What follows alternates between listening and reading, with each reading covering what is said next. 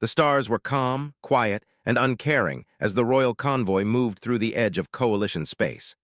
Long streams of light slid past the viewports of Princess Elira's ship as it traveled faster than normal speed. To her people, this route was considered safe. Too far from known conflict zones, too unimportant to attract enemies, and too heavily patrolled by reputation alone. That belief would soon prove false. Princess Elira stood near the wide observation window, her hands folded behind her back, her posture perfect from years of training. She looked every part the future ruler she was meant to be. Her species valued grace, logic, and control above all else, and she had mastered them all. Still, even she could not deny the beauty of open space. It reminded her that the galaxy was far larger than politics and titles. Behind her, officers worked quietly at their stations. The hum of the engines was smooth and steady. Escort ships flew in a tight formation around the royal vessel, their weapons powered but relaxed. There was no fear here, no tension, only routine. That was when the first warning light appeared. It blinked once, then again. An officer looked up from his console, confusion crossing his face. "Sensor fluctuation," he said. "That's strange." Before anyone could ask more, space itself seemed to tear open. Enemy ships dropped out of faster-than-light travel without warning, their arrival violent and sudden. The calm stars were replaced by flashes of red and white as weapons fire erupted from every direction. The convoy never had time to form a defense. The first escort ship was struck before its shields fully activated. Its hull split apart, silent in the vacuum, debris scattering like broken glass. Another ship tried to turn, only to be hit by a focused beam that cut through its engines. It spun out of control, dark and lifeless. Alarms screamed inside the princess's ship. "Ambush!" someone shouted. Princess Elira's heart raced, though her face remained calm. Training held her steady even as the floor trembled beneath her feet. She turned toward the command crew, searching their expressions. For the first time since she could remember, she saw fear there. "Raise shields," the captain ordered. "Send distress signals to all coalition channels." The ship lurched as the shields activated just in time to stop incoming fire. Energy rippled across the protective barrier, draining power faster than expected. "Communications are jammed," an officer said. "Multiple sources, we can't break through." Another explosion rocked the ship. Lights flickered. Elira grabbed a nearby rail to keep her balance. "How many enemy vessels?" the captain asked. The answer came too slowly. "At least 8, unknown class, their weapons output is higher than expected." This was impossible. No pirate group should be operating here. No rival power would risk an attack on a royal convoy in open space. It made no sense. And yet it was happening. One by one, the escort ships fell. Some fought bravely, others were destroyed before they could even return fire. The enemy ships moved with cold precision, focusing on disabling rather than destroying when possible. They wanted something. They wanted her. "Captain," the security chief said quietly, "we need to prepare an escape pod." The captain hesitated. His eyes flicked toward Princess Elira. Protocol was clear. The life of the air mattered more than any ship, any crew, any mission. Still, leaving his people behind was not an easy choice. Elira met his gaze and gave a single, firm nod. Moments later, the ship shuddered violently as a direct hit struck the rear hull. Power failed across half the decks. Gravity flickered on and off, making movement difficult. The princess was escorted through dim corridors filled with smoke and flashing emergency lights. Crew members moved with urgency, some injured, some helping others. No one panicked. They were trained for this, but training could only do so much. The escape pod bay was small and shaking as the ship took more damage. The pod assigned to her waited, its systems already warming up.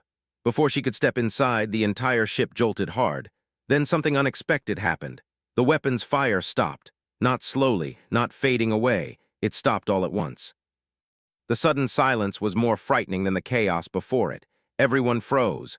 "What just happened?" someone whispered. The sensors officer checked his readings, disbelief clear in his voice.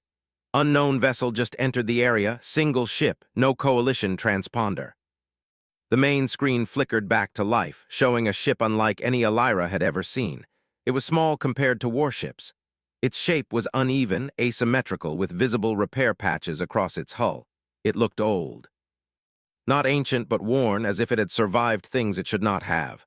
And yet it moved. Fast. The ship flew directly between the enemy vessels and the damaged convoy, its engines flaring bright. It did not wait for permission. It did not signal intent. It simply acted. Weapons fire erupted again, but this time it was different. The unknown ship fired short, sharp bursts, targeting weapons systems and engines with shocking accuracy. It dodged incoming fire with sudden, almost reckless maneuvers, passing dangerously close to enemy hulls before pulling away at the last moment. "Those maneuvers make no sense," the sensors officer said. "No ship should be able to survive that stress." But the ship did survive. An enemy vessel exploded, its reactor overwhelmed by damage. Another lost power and drifted helplessly. The remaining attackers turned their fire toward the newcomer, ignoring the princess's ship entirely. "Captain," the security chief said slowly, "it's shielding us."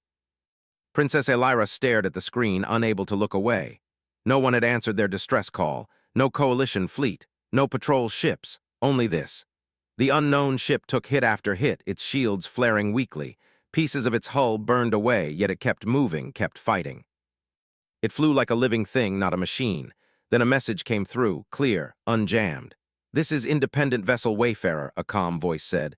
"To the damaged convoy, we're pulling you out. Follow my vector when I say go." The accent was strange. The language was coalition standard, but spoken differently.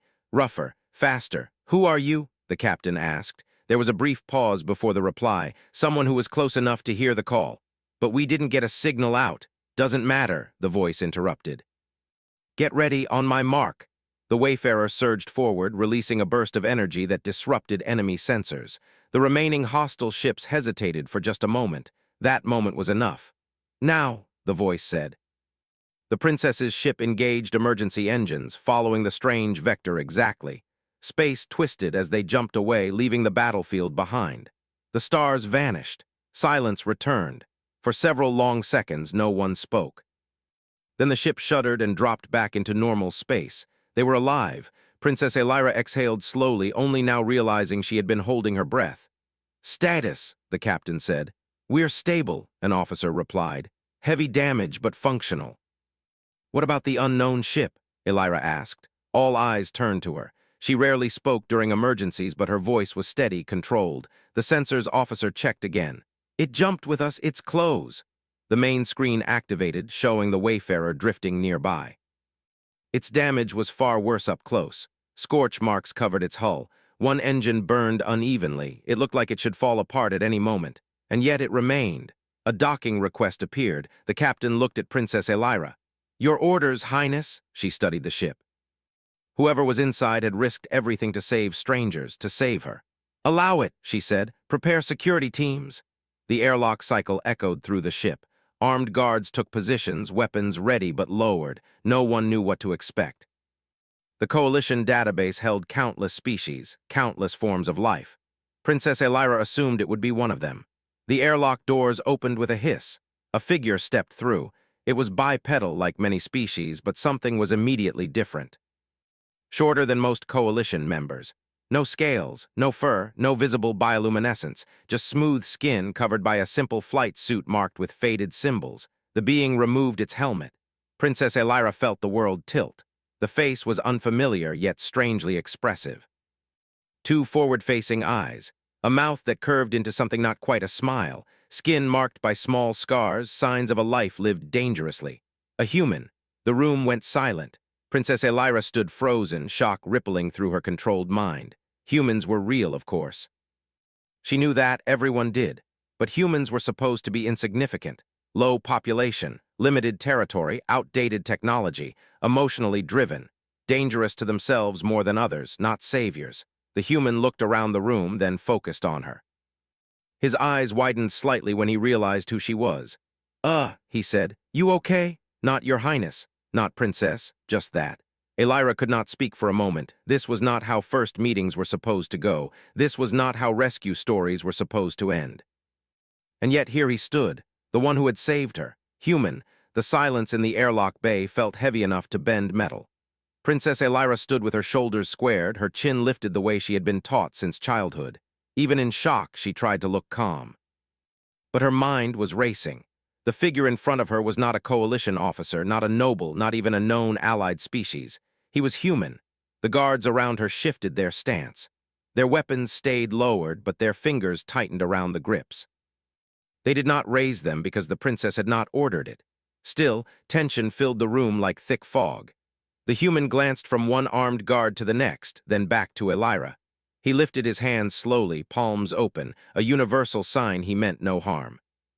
His suit was simple and worn, the fabric faded in places. There was a patch stitched onto one shoulder, the symbol so old it looked like it belonged in a museum rather than on a working pilot. "Okay," he said carefully, as if speaking to a group of nervous animals. "I'm not here to cause trouble, I'm just checking if you're alive." Elira blinked once, trying to make sense of his tone. He sounded tired more than afraid, and he spoke coalition standard well enough, though his words were faster and less formal than she was used to. The captain of her ship stepped forward, voice firm. "Identify yourself, name and registry." The human let out a short breath that might have been a laugh. "Registry's complicated. Name's Elias. I fly the Wayfarer. I picked up something weird on my sensors, followed it, and found you getting jumped." He said it as if it was ordinary. The security chief's eyes narrowed. "You engaged 8 hostile ships alone." Elias shrugged. "It wasn't a good idea if that's what you mean." The guards exchanged looks. Elira felt her confusion deepen. In coalition culture, bravery was planned, measured, and approved by the correct authority. Risk was something to be managed. A human, it seemed, could admit an action was foolish while still doing it anyway. Princess Elira found her voice. "You saved us." Elias looked at her properly for the first time. His gaze moved over her formal uniform, the royal crest, the subtle glow of her rank jewels. His expression shifted, surprise, then realization. "Oh," he said, softer. "You're the important one," the captain bristled. "You are speaking to Princess Elira." Elias blinked. "Right, sorry, princess." He said the word like it was unfamiliar in his mouth. Then he added in a tone that was oddly sincere, "You're welcome." Elira expected a bow or a salute or some sign of respect. But he simply stood there, hands still raised, waiting to see if anyone would shoot him. She studied him the way she had studied diplomats in court. Humans were supposed to be emotional and unstable, yet Elias seemed controlled. Not cold, but practical. His eyes were alert, scanning the room, noting exits, noticing details. Elira realized something else too. He looked exhausted. The faint darkness under his eyes, the stiff way he held his shoulders. He had pushed himself hard in that battle. "Lower your hands," she said, surprising everyone, including herself. "You are not under attack here." Elias lowered his hands slowly. "Good." The security chief spoke again, voice suspicious. "How did you break through the jamming? Our communications were dead." Elias rubbed the back of his neck. "Your jammer was broad, strong, but it wasn't built to stop every frequency, just coalition ones. I'm not coalition. I tried a few older bands, got a gap, slipped a message through. Also, your ship was leaking radiation like a broken lantern. Easy to find." The captain frowned. "That is unacceptable." Elias made a face. "Yeah, well, I didn't design your ship." Elira almost reacted, almost corrected his tone, but something stopped her. He did not speak like a court servant. He spoke like someone used to being equal to whoever stood in front of him, even royalty. It was unsettling. Still, she could not deny the facts. Without him, she would be dead or captured. Her entire convoy had been destroyed in minutes, and he had entered alone. "Captain Elias," she said, choosing her words carefully, "we owe you a debt." Elias waved a hand as if brushing dust away. "No debt, just get your people home." The captain looked at Elira again, silent question in his eyes. Protocol demanded caution. A human vessel had no coalition transponder, no verified identity, and the ambush suggested something far worse than simple piracy. Elira knew the same. Yet she also knew a truth that could not be ignored. The Wayfarer was the only reason she was still standing. "We will speak in the command chamber," she decided, "under observation for everyone's safety." Elias nodded. "Fair." As they walked, Elira noticed the way he moved. Not with the smooth grace of nobles, but with the balanced steps of someone who had spent years in unstable gravity. He kept glancing at the ceiling lights, the corners, the crew passing in the hallways. Not suspicious, exactly. More like a person who never assumed a room was safe. In the command chamber, the air smelled faintly of overheated circuits. Several consoles were dark. Emergency lights glowed along the walls. The crew worked quietly to restore systems, but their eyes kept flicking toward the human. Elias stood near the doorway as if he did not want to step too far inside. The captain began. You said you followed sensor readings, yet this region is restricted to Coalition passage. Why are you here? Elias leaned his head back, staring at the ceiling like the answer was written there. I run cargo sometimes, repairs, spare parts, salvage. I stick to the edges where fees are lower and customs are less annoying. Smuggling, the security chief said sharply. Elias gave him a flat look. No, not weapons, not people, mostly junk that other folks don't bother with. If you call that smuggling, then sure, I guess. Elira watched the exchange, trying to understand. Humans had a reputation in Coalition records for ignoring rules they found unreasonable. She had always assumed that meant they were reckless and dangerous. But Elias did not sound dangerous. He sounded stubborn. The captain folded his arms.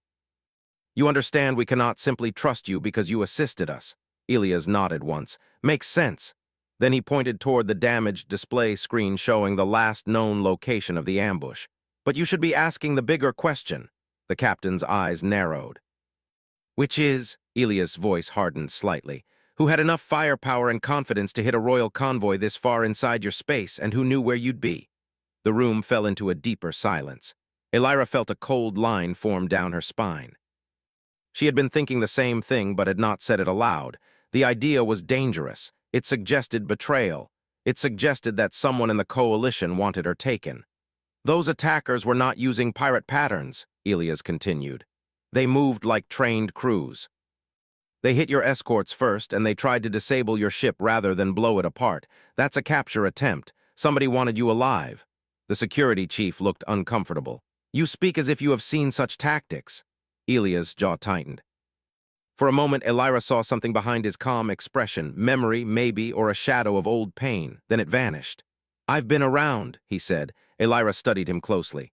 Why did you risk yourself? Elias looked at her as if the question was strange. Because you were calling for help. But we could not send a distress signal, the captain said. Elias shrugged. Somebody did, or something did. I caught a faint ping. Might have been a damaged beacon, might have been a partial burst. Doesn't matter. I heard enough to know someone was in trouble. Elira said softly, most species do not respond without orders. Elias' eyes flicked to her, curious. Yeah, I've noticed. He hesitated, then spoke more gently. Look, Princess, Elira right, I don't know your politics. I don't know your rules, but where I come from, if someone's drowning, you don't ask if they have the right paperwork. You pull them out. The simplicity of the words struck her harder than any formal oath. Not because it was dramatic, but because it was so direct. The captain cleared his throat. Our priority is returning the princess to safety. Our engines are damaged. Our shields are weakened. We cannot fight again. Elias nodded. Then don't fight, run. The security chief frowned. We cannot outrun 8 ships. Elias' mouth tightened. You won't have to, I can slow them down. The captain stared. Your ship is heavily damaged. Elias glanced at the display where the Wayfarer floated, one engine still glowing unevenly. Yeah, it's not pretty. Then why? Elias cut him off, not rudely, but with urgency. Because if they followed you once, they'll follow you again, and if they catch you, your convoy's gone and your princess is taken. My ship can take hits you can't, and I've got a few tricks left. Elira's mind tried to calculate the situation. Their ship systems were failing. The Coalition network was still jammed. They had no clear way to call for help. If enemy forces found them again, it would be worse the second time. Captain, she said, can we reach a relay station? The captain shook his head. Not without exposing ourselves. Our signature is too large. They will see us. Elias stepped forward slightly. I've got a smaller signature. I can scout ahead. The captain's eyes narrowed again. Why are you so willing to stay involved? Elias looked tired, and for the first time he sounded annoyed. Because I already got involved, and because if I leave now, you'll get caught. I'm not gonna pull someone out of a burning room and then toss them back in because it's inconvenient. The words were blunt, almost harsh, but there was a strange kindness inside them. Elira realized the truth. Elias did not see this as politics. He saw it as a simple problem. Someone needed help, he helped, end of story. The captain lowered his voice, speaking to Elira privately. Highness, this is risky, we do not know him. Elira kept her eyes on Elias. We do not, but we know what he has done. Elias shifted, uncomfortable under attention. Look, if you want me gone, say the word. I'll jump out, but I think you and I both know you're not safe. Elira made her decision. "You will assist us," she said, "but you will be monitored, and if you threaten my crew, you will be contained." Elias nodded quickly. "Fair." Elira added, "And you will explain in detail how you engaged those ships. Your tactics were unusual." Elias' expression turned slightly amused. "Unusual's one way to say it." The next hours moved fast. Engineers worked to stabilize the princess's ship, while Elias returned to his own vessel to patch the worst damage. Elira insisted on watching from the command chamber, using external cameras to observe. She had never seen a pilot work on his own ship like that. The Wayfarer's interior cameras showed a narrow corridor packed with tools, storage crates, and cables running along the walls. It looked nothing like a royal ship. No polished surfaces, no formal layout. It looked like survival made into architecture. Elias moved through it like he knew every scrape and bolt. At one point, he spoke into a small recorder, his voice steady. "Emergency patch on engine 3, sealant holding, don't love it, but it'll hold long enough." Elira frowned. He speaks to himself. The captain answered quietly, "Many solitary pilots do." Elira watched as Elias used a handheld torch to fuse metal plating. Sparks floated in the low gravity, tiny stars inside the ship. His hands moved with practiced skill, quick and sure. He was not just a reckless fighter. He was an experienced survivor. When he finished, he wiped his forehead with the back of his glove, leaving a dark smudge across his skin. Then he looked straight at the camera as if he knew she was watching. "You got a working nav map?" he asked over comms. "We do," the captain replied. "Limited. Send it to me, I'll find you a route that doesn't get you killed." Elira's eyebrows lifted. He spoke about death the way her people spoke about weather, not lightly but without fear. The nav data transferred. Elias studied it on his ship's console. He muttered quietly, then said, "Okay. There's a debris field 2 jumps out. Old wreckage, lots of metal scatter. It'll mess with scanners. Your big ship can't move through it easily, but if you use its edge, it might hide your signature." "I can go ahead and drop some decoys," the captain asked. "Decoys?" Elias' voice carried a hint of pride. "Old human trick, make them chase ghosts." Elira listened, absorbing everything.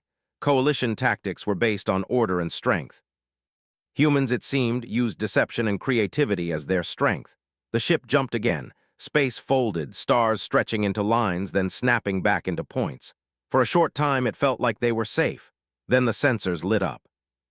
"Multiple contacts behind us," an officer shouted. "They followed." Elira's stomach tightened. Even with their emergency jump, the enemy had tracked them.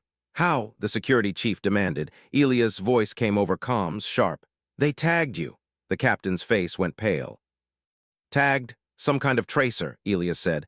"Could be a tiny beacon stuck to your hull or a signature marker baked into your engine exhaust. Doesn't matter, they know your trail." Elira's mind raced. "Can we remove it?" "Maybe," Elias said, "but not fast enough." The enemy ships appeared on the long-range display, their formation tight, their approach steady. They were not rushing with wild hunger. They were patient, like hunters who knew their prey was tired. The captain's voice turned urgent. "We cannot withstand another engagement." Elias answered, "You won't. I'm going to turn around." Elira's head snapped up. "Alone? Not alone," Elias said. "With my ship, that's what I mean."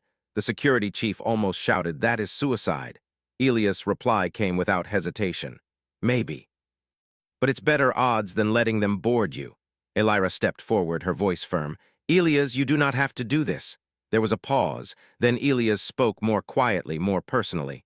"Princess, I don't know you, I don't know your people.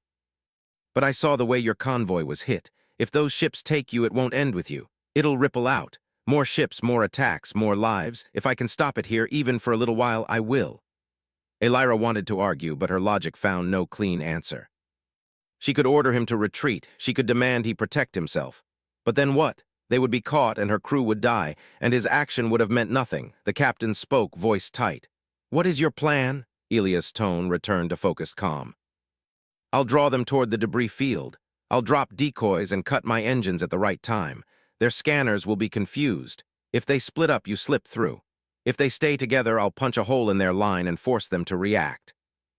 The security chief said, "Your weapons cannot defeat them." Elias replied, "I'm not trying to win. I'm trying to make them make mistakes." The idea was strange to coalition thinking. Battles were won by superiority and efficiency. Elias was talking about changing the enemy's behavior, like bending a strong wind rather than stopping it. The princess's ship drifted slightly as engines adjusted. Elira watched the Wayfarer move into position, its damaged hull shining faintly in starlight. It looked too small. It looked too fragile, and yet it moved with confidence. Elira felt something inside her shift, not just gratitude, but a growing sense of disbelief. The coalition had marked humans as minor, unreliable, and not worth serious attention. But here was one human alone, choosing to stand between her and death. The enemy ships closed in. Elias spoke again. "When I say go, you jump, don't wait, don't argue." The captain replied, "Understood." Elira whispered, "Elias." He answered immediately as if he had been waiting. "Yeah, I—" She struggled to find the right words, words that royalty was allowed to say. "You have shown courage that will not be forgotten." Elias let out a slow breath. "Just make it count, get home." Then he cut the channel. The Wayfarer turned, facing the incoming attackers. Weapons fire started again. Bright lines of energy crossed space. The Wayfarer dodged not smoothly but sharply, like a blade slipping between fingers. Its shields flared, weak but stubborn. Elias fired back not at hulls but at sensors, at engines, at weapon mounts. One hostile ship's formation broke as its thrusters failed, forcing the others to adjust. "His aim is precise," the sensors officer said in disbelief. "He is targeting non-critical points." Elira stared at the screen. She realized what that meant. Elias was not trying to destroy. He was trying to disrupt, to confuse, to create openings. The enemy ships responded with a new pattern. Two ships moved wide, trying to flank the Wayfarer. Another pushed forward as if attempting to pass him. Elias anticipated it. He accelerated straight toward them. The crew on Elira's ship gasped as the Wayfarer flew directly into the densest cluster of enemy fire. It looked impossible. It looked insane. Then Elias released something from his ship, small spheres that exploded into clouds of shimmering particles. The particles spread out like fog in space, reflecting signals, scattering light. Decoys, false targets. The enemy ships fired into the cloud, hitting nothing. The Wayfarer slipped out of the side, battered but still moving. Elira's ship edged toward the debris field, following the planned path. The field appeared ahead, a wide band of broken metal and drifting fragments from old battles and forgotten wrecks. It was dangerous, but it was also cover. The captain's voice was tight. "We are in position." Elias' voice returned, strained now. "Good, get ready, they're angry." The hostile ships regrouped, their patience thinning. They started firing wider, burning through the decoys, pushing forward with brute force. Elira saw the Wayfarer take another hit. One panel broke away, spinning into the dark. The ship shuddered, its movement less smooth. "Elias is losing control," the sensors officer said. Elira's hands clenched. "Can we support him?" The captain shook his head. "Our weapons are down, our shields are too weak." Elira felt helpless, something she had rarely felt in her life. She had power, rank, authority. But none of it mattered in open space when a single human was fighting for her life. Elias spoke again, voice rough. "Now, jump, do it now." The captain did not hesitate. Engines flared. The princess's ship jumped. Stars stretched into lines again. But just before they vanished, Elira saw something on the screen that made her breath catch. One of the enemy ships broke away from the fight and followed their jump vector, as if it had predicted the move. "They're coming with us," the sensors officer shouted. The jump ended. They emerged into normal space, and immediately alarms screamed again. The hostile ship was there, not far behind, its weapons already powering. The captain's voice shook with anger and fear. "They tracked us through the jump." Elira's mind snapped to the earlier warning. The tracer. The enemy ship moved closer, like a shadow reaching for a candle. Then Elias' voice came through the calm, weak but present. "I'm still here," he said, "and I see the one that followed you." Elira's eyes widened. "Elias, how?" He coughed once, then continued. "I rode your wake, barely, I'm behind them." The main screen flickered, showing the Wayfarer limping into view. It looked worse than before, but it was still flying. Elias' voice lowered. "Listen, I can't keep this up much longer. If you want to live, you need to get that tracer off your ship. You got anyone who can do an external scan?" The captain looked to his engineers, then back to the screen. "Even if we find it, we cannot safely remove it while under fire." Elias' answer came fast. "Then I'll give you the time." The Wayfarer surged forward again, placing itself between the enemy ship and the princess's vessel. Elira whispered, almost to herself, "Why won't you stop?" Elias' voice, though tired, carried a strange warmth. "Because you're still behind me." The enemy ship fired. The Wayfarer's shields flared, then dimmed, holding only by stubborn effort. Elira watched, heart pounding, as Elias prepared for another impossible move. And then on long-range sensors, new contacts appeared. Not coalition, not enemy. Unknown. Multiple ships approaching fast. Elira's eyes widened as the officer shouted, "More vessels incoming." The captain demanded, "Identify them." The sensors officer stared at the display, confused. "They are not broadcasting coalition codes, but their signatures are similar to the human ship." Elira's breath caught. "More humans?" Elias' voice came through, nearly a whisper now, but it carried something like relief. "Yeah," he said, "that's them." Elira stared at the screen as the unknown ships drew closer, their shapes rough and practical, their movement direct. The battle was not over, but something had changed. The galaxy had just shown its hand, and the princess was beginning to understand that humans were not as alone, or as small, as the coalition had believed. The last thing she saw before the screen shook with another impact was the Wayfarer holding the line, damaged and defiant, as the incoming human ships closed in like a storm. And Princess Elira realized, with a strange mix of fear and awe, that she might be witnessing the beginning of something that would rewrite everything she thought she knew. The space around the princess's ship shook as another blast struck nearby. Lights flickered again, and several crew members grabbed their consoles to stay upright. The hostile ship that had followed them through the jump moved closer, confident now that its prey was trapped.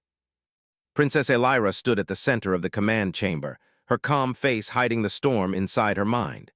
She had faced political threats, court rivals, and dangerous negotiations before. None of those compared to this moment, where her life depended not on words or authority, but on the actions of one exhausted human pilot and whatever ships were now racing toward them. On the main screen, the Wayfarer drifted slightly out of alignment, its damaged engine sputtering. Small fires burned along its hull, quickly extinguished by emergency systems. It looked fragile, barely holding together. And yet it still placed itself between the enemy ship and the princess. The hostile vessel fired again, its weapons bright and steady. The Wayfarer's shields flared weakly, then dimmed further. Warning symbols appeared across Elia's ship display. "His shield output is dropping fast," the sensors officer said. "One more direct hit could breach his hull." Elira felt her hands tighten at her sides. "Elias," she said into the open channel, unable to stop herself, "you need to pull back." There was a pause. Then his voice came through, rough but steady. "Can't," Elias replied. "If I pull back, they get a clear shot at you." The enemy ship began to maneuver, trying to angle around the Wayfarer. Elias responded immediately, pushing his ship sideways with a sudden burst of thrust that strained his damaged engine. The Wayfarer scraped close to the hostile hull, forcing it to adjust course. "That maneuver will tear his engine apart," one of the engineers whispered. "He knows," the captain replied quietly. On the long-range sensors, the approaching unknown ships drew closer. Their signals were clearer now, unmistakable in pattern. They were not sleek or elegant like coalition warships. Their shapes were uneven, functional, covered in external plating and visible weapon mounts. They looked like tools made for survival. "They're hailing us," the communications officer said. "Put it through," the captain ordered. The screen split, showing a rough-looking human face, older than Elia's, with streaks of gray in his hair and a deep scar across one cheek. His expression was focused, serious. "This is Captain Mara Cade of the Independent Fleet," she said. "We got Elia's burst signal." "Looks like he found trouble again." Elira stared. An independent fleet, not one ship, not an accident. This was organized. The captain straightened. "This is a Royal Coalition vessel. We are under attack." Captain Cade nodded. "Yeah, we see that, and we don't like it." The hostile ship detected the new arrivals and shifted its attention. Its weapons turned, recalculating targets. "Enemy vessel is powering main guns," the sensors officer warned. Captain Cade smiled grimly. "Elias, fall back if you can." Elias' voice came through, strained. "Engine's not happy, but I'll try." The Wayfarer pulled back slightly, drifting closer to the princess's ship. For a brief moment, the hostile vessel had a clear firing line. Before it could shoot, the human ships opened fire. Their weapons were not as powerful as the coalition's largest cannons, but they fired in coordinated bursts, hitting the enemy ship from multiple angles at once. Shields flared under the sudden pressure. The hostile vessel staggered, its smooth approach disrupted. They're not aiming for the hull, the sensors officer said, surprised. They're targeting external systems. Elira recognized the pattern. The same strategy Elias had used earlier. Humans did not always try to overpower. They tried to unbalance. The enemy ship attempted to retreat, but one of the human vessels surged forward, cutting off its path. Another fired a concentrated burst that struck the hostile ship's sensor array. Its targeting systems flickered. Elias took the opening. The Wayfarer accelerated just enough to fire a precise shot into the enemy ship's engine housing. The blast did not destroy the ship, but its engine flared wildly, then died. The vessel began to drift, powerless. A cheer broke out among the princess's crew, brief but heartfelt. Elira exhaled, tension releasing slightly from her chest, but the danger was not over. "That's the one that followed us," the security chief said, "but the others could still track us." Elira turned to the captain. "The tracer," the captain nodded. "Find it now." Engineers and technicians rushed to scan the hull. External cameras activated, showing magnified views of the ship's surface. The ship bore scars from the earlier ambush, melted plating and blackened marks. "There," an engineer said, pointing to a small object embedded near one of the aft panels. "That doesn't belong." The object was tiny, no larger than a coin, its surface dark and smooth. It pulsed faintly. "A tracking beacon," the security chief said. "Sophisticated, passive. Hard to detect."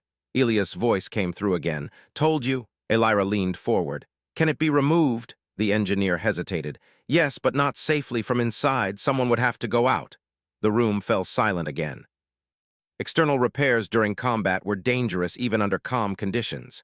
Doing so now, with unknown enemy forces possibly still nearby, was nearly unthinkable. "I'll do it," Elias said immediately.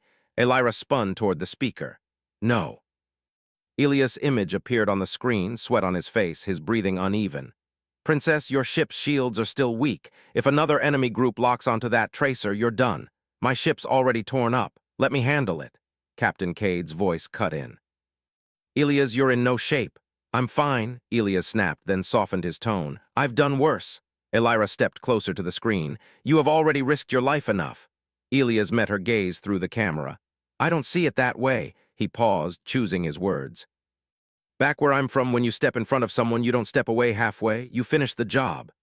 Elira searched his face, seeing exhaustion, pain, and something else she could not easily name. Not pride, not duty, something simpler, resolve. The captain spoke quietly. "If we delay, we risk detection." Elira closed her eyes for a brief moment. When she opened them, her voice was steady. "Very well, but you will not go alone." Elias frowned. "What?" She turned to the security chief. "Prepare an external suit. I am going with him." The command chamber erupted in shocked voices. "Highness, absolutely not. That is far too dangerous. You cannot." Elira raised her hand, and silence followed.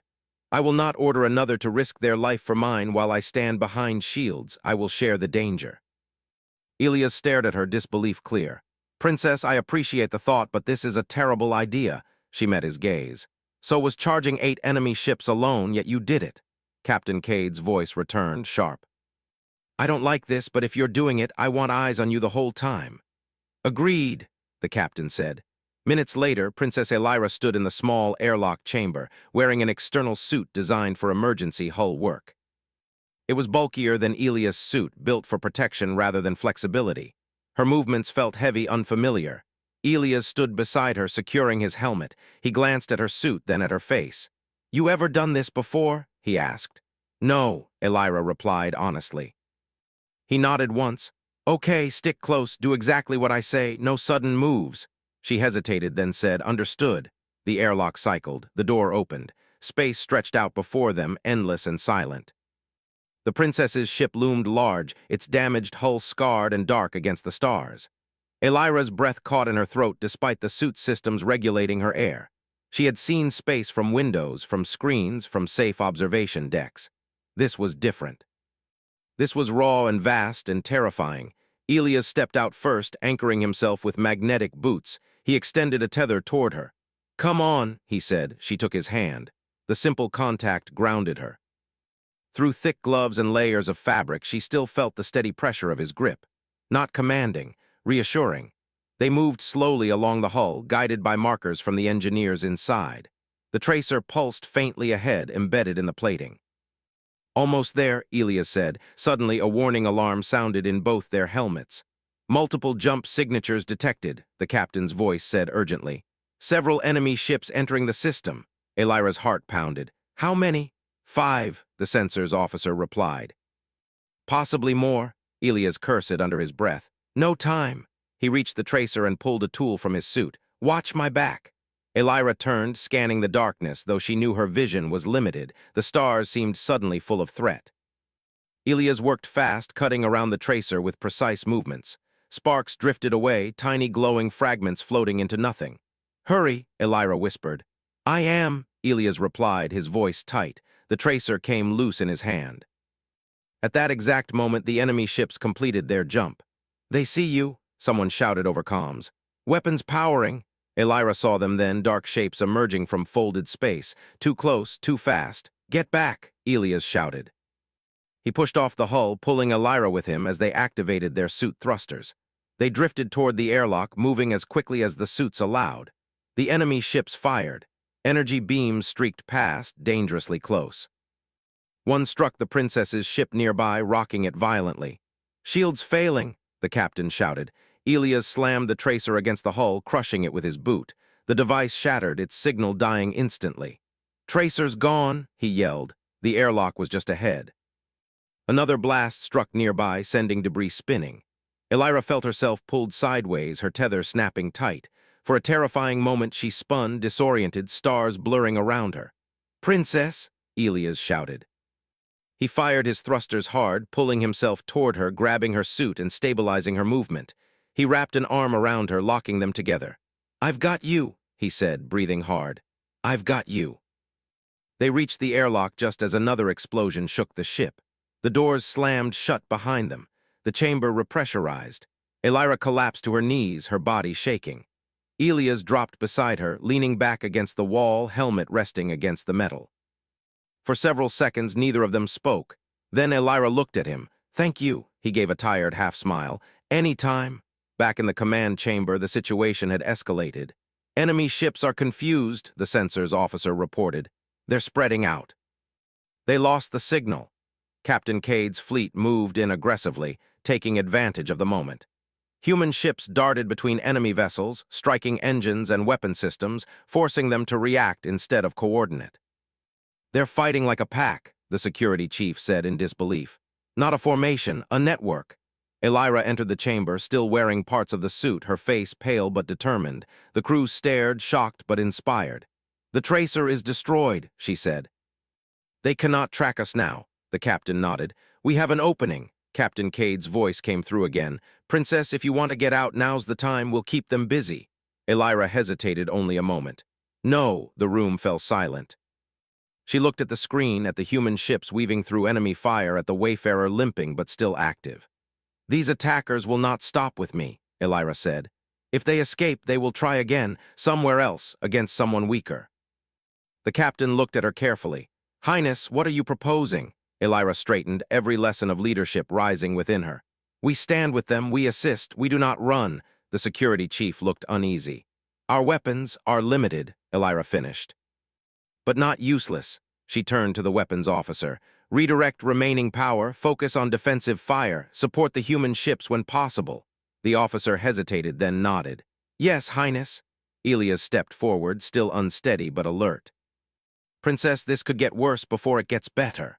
Elira met his gaze, something fierce and clear in her eyes. Then we will endure it, together. The battle intensified. Enemy ships, realizing their prey was not fleeing, regrouped and fired more aggressively. One human vessel took a direct hit, its shields collapsing. Instead of retreating, it rammed the enemy ship's side, disabling both. Another human ship swooped in, pulling the damaged vessel away while firing back with one remaining weapon. They're protecting each other, the sensors officer said quietly. Elira watched, understanding dawning. Humans did not fight as individuals seeking glory. They fought as a group determined to bring everyone home. The princess's ship added what fire it could, targeting exposed enemy systems. The shots were few, but they mattered. An enemy ship lost maneuverability, drifting into the path of another, causing a collision. The hostile formation began to break. Captain Cade's voice carried controlled satisfaction. They're pulling back. One by one, enemy ships disengaged, jumping away, leaving behind damaged vessels and drifting wreckage. Silence returned slowly. The stars remained. Princess Elira stood still, watching the aftermath. Her heart was still racing, her body exhausted, but her mind was sharp. She had seen courage before, but never like this. Elias approached her, moving slowly. "You okay?" She nodded. "Yes, because of you, because of them." She looked at the human ships now forming a loose protective ring around her vessel. "The coalition was wrong," she said quietly. Elias tilted his head. "About what?" "About humans," Elira replied. He gave a tired, crooked smile. "Yeah, we get that a lot." Elira's gaze hardened with resolve. "When I return home, things will change." Elias studied her face, sensing the weight behind her words. "Sounds like trouble." She allowed herself a small smile. "For some, perhaps." As rescue beacons finally reached coalition space and friendly signals began to respond, Princess Elira knew one thing with absolute certainty. The galaxy would never see humanity the same way again. And this was not the end. It was only the beginning.